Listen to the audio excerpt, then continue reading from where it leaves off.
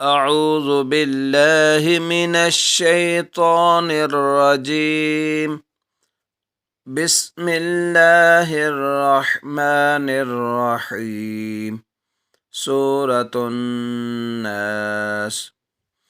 قل أعوذ برب الناس، ملك الناس، إله الناس، من شر الوسواس الخناس، الذي يوسوس في صدور الناس من الجنة والناس.